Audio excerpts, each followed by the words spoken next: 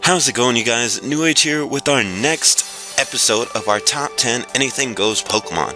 So, for those of you guys who don't know, I've recently started doing it where I do a more common top 10 one week and then I do a more complicated one the next week after that. So we just had our more diverse one, not really complicated, last week. So this week we're taking it simple again. So we've got my top 10 Mega Pokemon.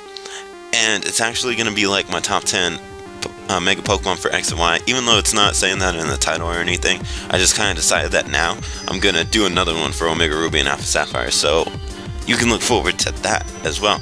And also, don't forget to leave your own top 10 down below of what Megas are your favorite Pokemon. I'm expecting to see a lot of different lists, honestly, because there's so many Mega Pokemon, and this was literally one of my hardest top 10s to do. I don't know why, just so many of the Mega Pokemon I like. This was even harder than doing my top 10 Steel types.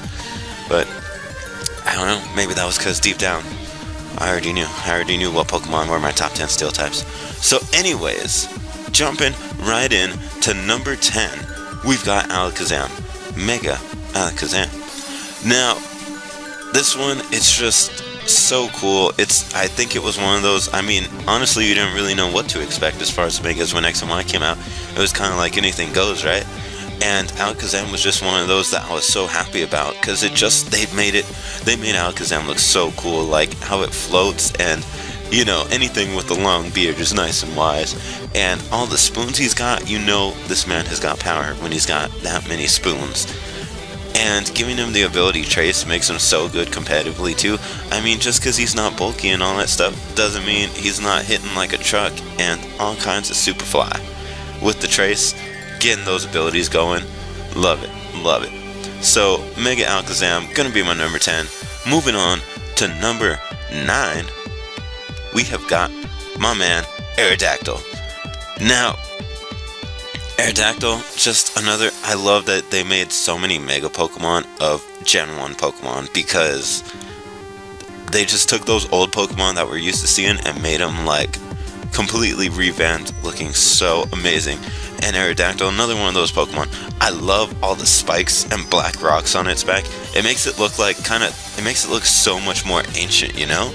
And giving it the Tough Claws. I mean, it seems like now a lot of Pokemon have Tough Claws. Is it Tough Claws or is it another ability? I don't know. An ability where it makes contact does more damage.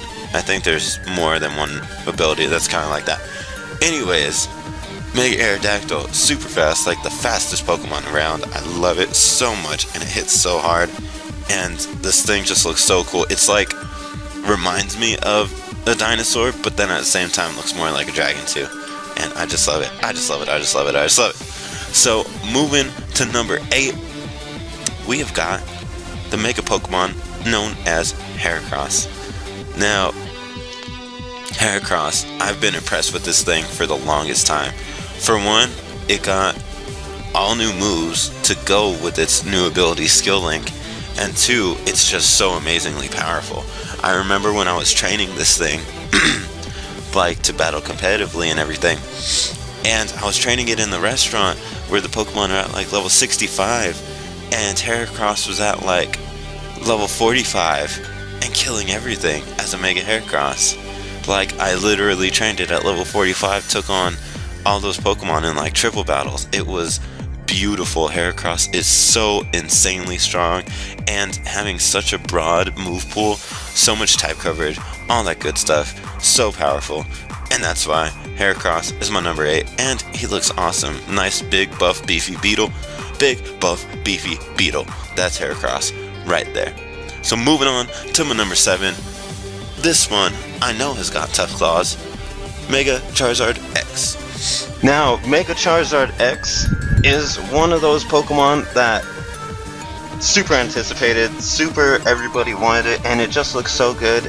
And they really did what they said they were going to do with this one, which is why I really like it. It's nice and strong. They gave it the Dragon type for one, which honestly, that's the only reason why I like it better than Charizard Y, which me saying I like it better than Charizard Y means Charizard Y is not on this top 10, unfortunately. and it's got the little flames coming out of its mouth. It was in that Pokemon Origins movie or series of episodes, whatever you want to call it, and they just did a great job of making everyone love this Pokemon, including me. So that's why Charizard's going to be my number 7. Moving to number 6, we have got Mega Aggron. Now, I mean, me, I'm just a sucker for Mega Steel type Pokemon. That's all it is, really. Aggron is one of those Pokemon I've always wanted to use, and never really got a chance to use it once I started getting into competitive play, just because it's not all that great. And even Mega Aggron is not all that great in itself competitively, but that's not going to stop me from using it either. I actually just haven't bred one yet. But the fact that it loses its rock typing for one means it's not as weak to fighting, and it's also not as weak, it's not weak at all to water, not as weak to ground. It's so many great things came from it becoming just a solid steel type, and then its ability filter makes it so amazing for defenses and all that good stuff. So you best believe when I get a chance to, I'm gonna make me one of those, and I'm gonna show you guys just how bulky this man can be. So that's my number 6. Moving to number 5, we have got Pinsir. And Mega Pinsir, just like Heracross, bug Pokemon already look kind of crazy, you know, to begin with. Just really awesome designs, and they look really like fierce and powerful. And Pinsir is one of those Pokemon that just kind of like, they went overboard with that. Because Pinsir is already like a kind of weird, creepy looking Pokemon, especially when it does that mouth thing, how all its teeth move and stuff, that they did that with X and Y.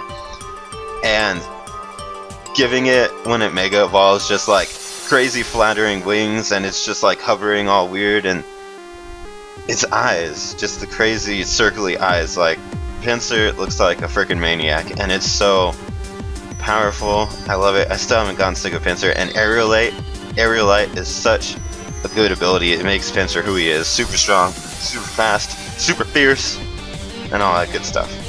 So moving on now to number 4. We're in the top 4 now. We got Mega Gengar. And Gengar is just another one of those like classic Pokemon. So many of these that are on my list are a lot of classic Pokemon. But that's just because they're the old Pokemon that we're getting to see in these new ways that just look so cool that we never thought we'd get to see them any different than what they were when they came out so many years ago. And Gengar is just like so cool. They made it just so much creepier and stronger and all that fun stuff. I like that it kind of like sinks into the ground, and then all the spikes that's got on it.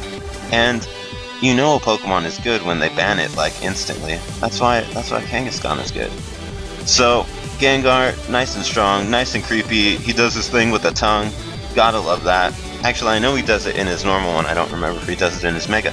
But that is why Gengar is going to be my number 4, because he does the tongue thing. That's why he's number 4.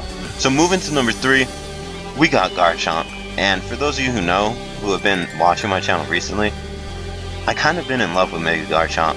Having so much fun. After I got my shiny one nice and bred and trained up, I just love it. I just love it so much. For one, I didn't even know till like after Black and White that it was like the Sand Shark Pokemon. And when I knew that, I just thought that was so much cooler than it already was. Just the idea, shark, sand, and then you look at it and then you're like, oh hey, that is a Sand Shark Pokemon, and it looks super cool. And then when it Mega Evolves, it just gets so much better. Beefier, big jawed, giant claws, and a longer tail. Long tails are cool on anything. And the shiny Mega Garchomp, nice and pink, nice and fierce too. Gotta love Mega Garchomp. So Garchomp, Mega Garchomp, gonna be my number 3.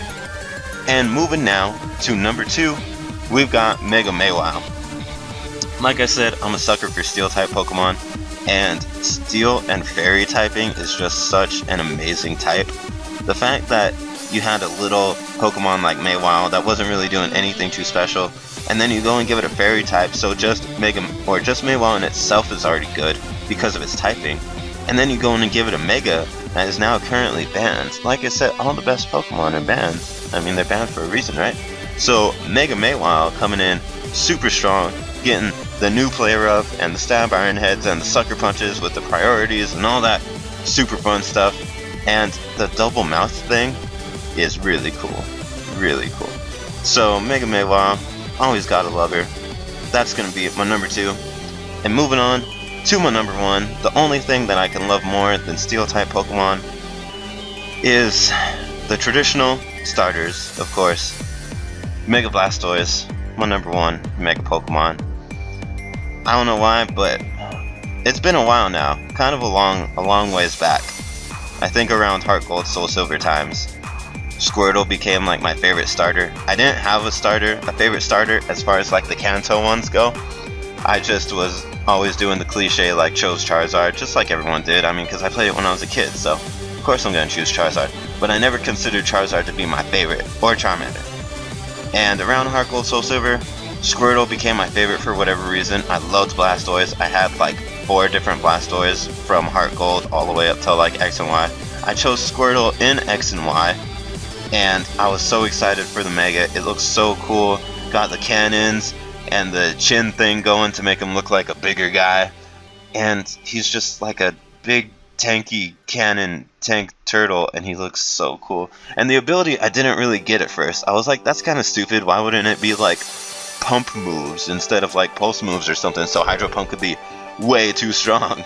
But then you learn that it gets a whole bunch of new moves in this game, just like Heracross did. So they gave it the new ability, gave it new moves to fit that Mega ability, and just made it so much more powerful, so much more bulky. And I love this Pokemon still so much, even since X and Y. I literally, after my second badge, trained my Squirtle up to like level 40 because I wanted it to be a Blastoise, and I had the Mega Stone, only to find out you couldn't Mega Evolve until like after you got your 4th badge. But either way, that's going to be my number 1. That's going to be my top 10 for you guys. So if you enjoyed this video, go ahead, leave a like, and don't forget to leave your own top 10 Mega Pokemon down below, and look forward to next week's top 10, whatever it may be. It's a mystery, even to me, I don't know. So you can also follow me on Instagram and Twitter to get first-hand information on when I upload videos to the channel. Until then, I'm NewAgeSteel, keep on watching, and I'll see you guys next time.